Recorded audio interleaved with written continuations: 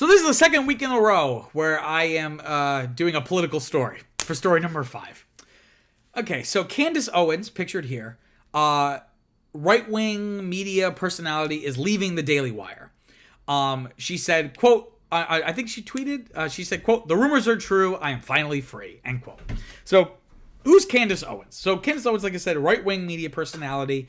Kind of her bread and butter is, because the right wing, at least in the United States, but really all over the world, is, definitely not a monolith.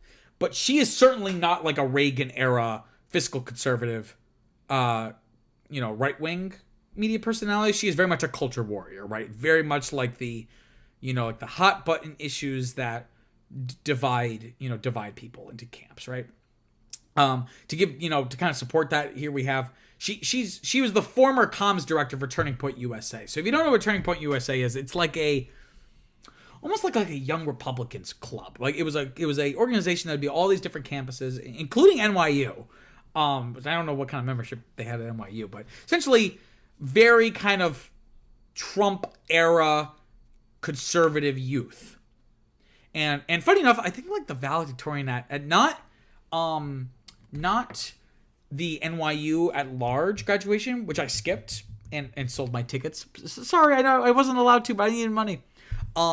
But the Tisch specific one, the Tisch School of the Arts, the one at Radio City, our valedictorian's the wrong word, but like the student that made a speech was actually part of Turning Point USA, and her speech, while not super right wing, had weird undertones of that about like safe spaces being silly, and then like God bless America and all this stuff. And then it was afterwards people realized, and everyone on Twitter was just like roasting her, right? But anyway, so that kind of gives you a sense of like Candace Owens' background, right?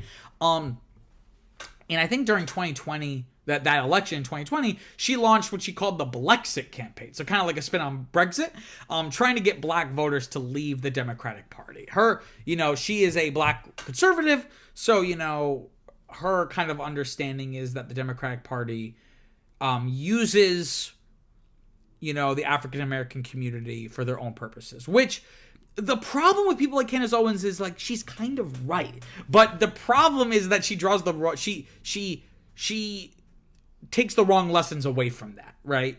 Whereas I'm more like on the more left-wing side, her argument is like, oh, the Democrats, they don't care about you. Come to the Republicans. We'll care about you, which just is historically just a little dubious there. So the Daily Wire, if you're not sure what the Daily Wire is, it's a conservative news website and media company. It was co-founded by Ben Shapiro, who's pictured here.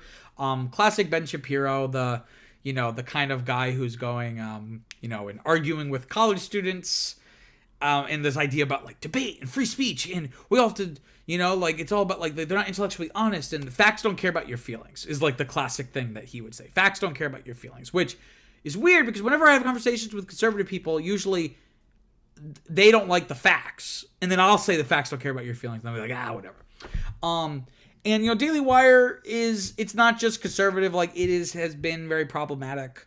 It has promoted anti-LGBTQ content, famously with I forget his name. Is it Dan Walsh or something like that? They released like a full-length documentary called "What Is a Woman?" And the idea is to, cherry pick, man on the street interviews with young people, or just anyone asking what's a woman, and basically being like, checkmate liberals and your gender ideology and all this stuff. So what does this have to do? What does Candace Owens and Daily Wire have to do with one another? So she joined the team in 2021 following that election, and her kind of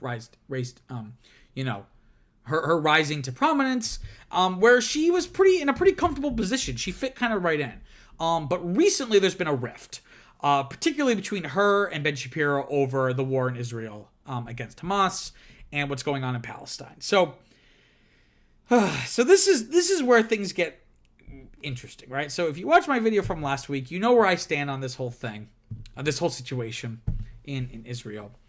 We have a quote here from Owens saying, quote, "No government anywhere has a right to commit a genocide, ever. There is no justification for a genocide. I can't believe this even needs to be said or is even considered the least bit controversial to state," end quote.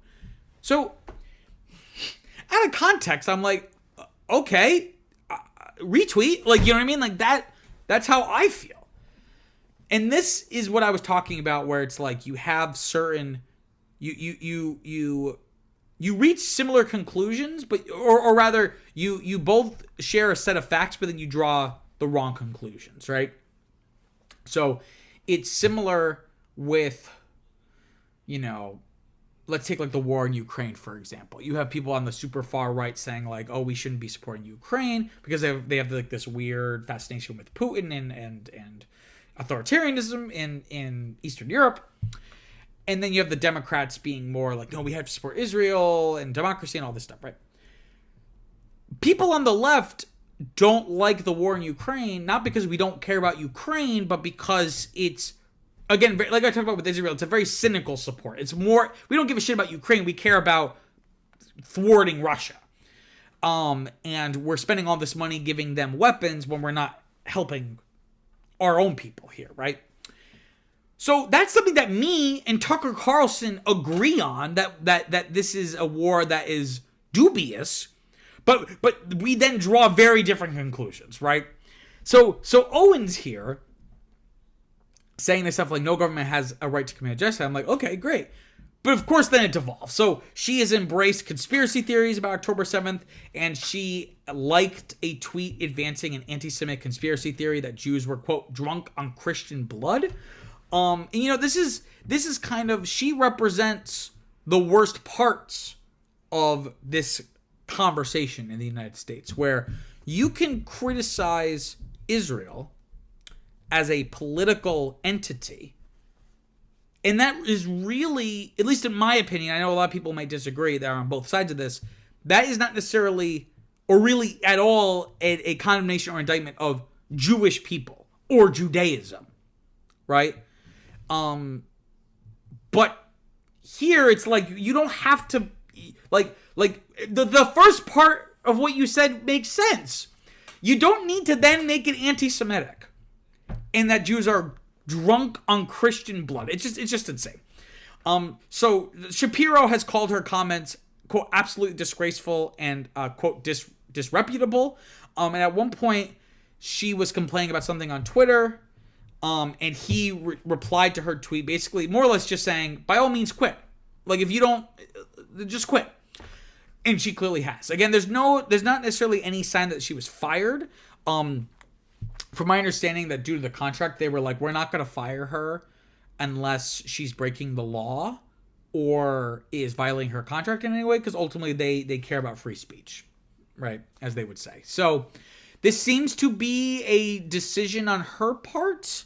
But it's just interesting to see, again, the fracturing within the conservative and the alt-right movement. Because really it's the alt-right movement, which is very different, again, than, like, my father, right? Like, your father, the kind of the classic neoliberal 80s Reagan-style Republican.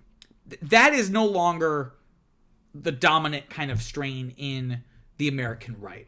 You know what I mean? So this, I think, just shows kind of like what we talked about last week with my video about Jonathan Glazer's speech at the Oscars talking about the war in Palestine. Like how that showed a divide in Hollywood, this issue is now highlighting a divide within, theoretically, a political coalition. Why am I talking about this on this film show? Well, because it's a media company, right? So it's going to be interesting to see, like, okay, how is she going to parlay this? Is this gonna help her career in terms of getting her brand out there? Or will it be like Tucker Carlson getting fired from Fox and just being kind of now really on the fringes and no one really hears from him anymore? But only time will tell.